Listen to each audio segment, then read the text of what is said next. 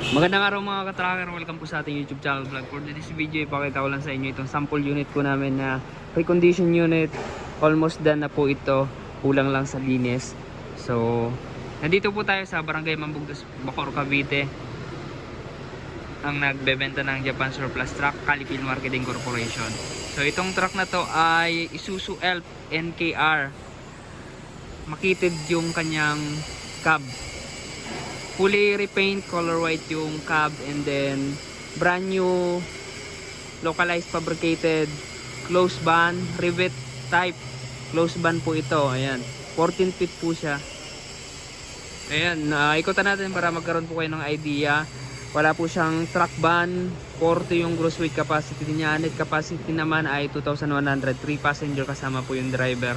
And complete standard electrical lights and accessories. May plaka na nakarehistro.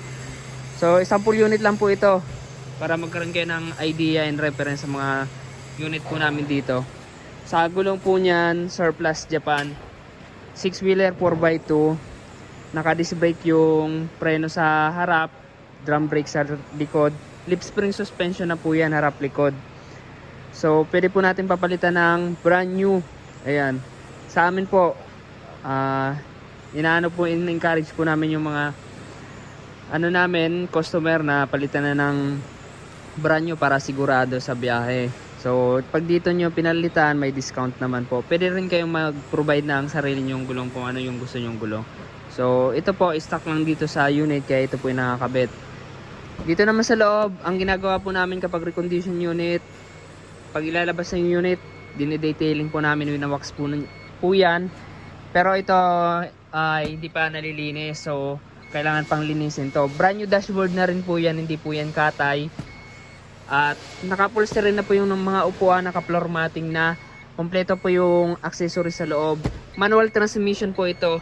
Ayan, 5-speed manual transmission. May aircon. Ayan, pwede po nating palagyan ng air condition, pwedeng wala yung cab. So, kaya na po ang mag-decide. Dito po yung mga unit po namin ay as is condition yung mga available. Saka lang po natin i-recon kapag napili nyo na, depende sa gusto nyong pagkakayar, kung anong gusto nyong body. Ito, yung client gusto ng closed van, kaya ito po yung ginawa namin, fabricated. Pwede rin Surplus Japan closed van. So ito wala siyang windbreaker, pero mas maganda kapag closed van, nilalagyan po natin ng windbreaker para mayroong aerodynamic at hindi mag-drag.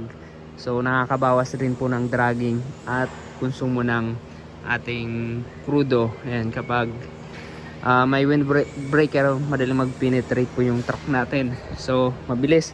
So, ito po yung itsura niya. May iba't ibang klase po ng closed van kaming ginagawa. Merong rivet type, tulad nito, merong rivetless at merong corrugated. Ito po, rivet type po ito.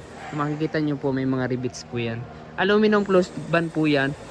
Ayan, standard po nito, 7 feet yung taas. Depende kung anong gusto nyong specs, yung taas, yung width, at yung haba. Ito, 14 feet. Ayan, maganda na po yung likod niyan.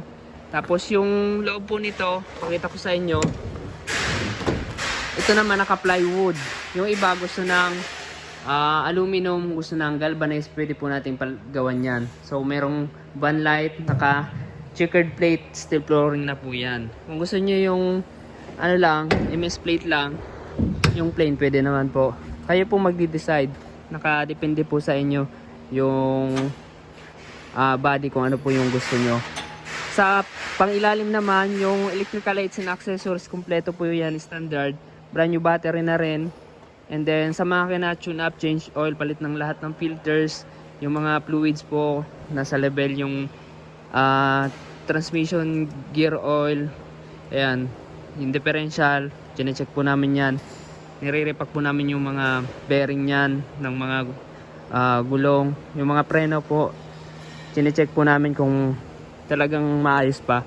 Saka dito mga katracker, meron tayong QC, Quality Control Inspection, para i-check kung nagawa ba ng maayos at kung tatakbo ng maayos yung truck. Kompleto yung ating unit at maganda, maayos, nagpa-function yung system. So yun mga katracker. Dito naman ang mode of payment, cash and financing.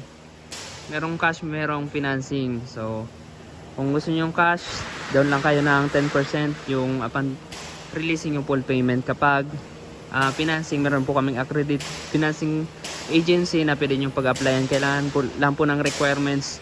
Ayan, 3 months latest bank statement, DTI, business permit, Xerox copy ng ating IDs, yung application form. So, yun mga ka-tracker, ito, meron siyang side door, pwedeng kabilaan natin magpagawa tayo. So, nasa inyo na po yan.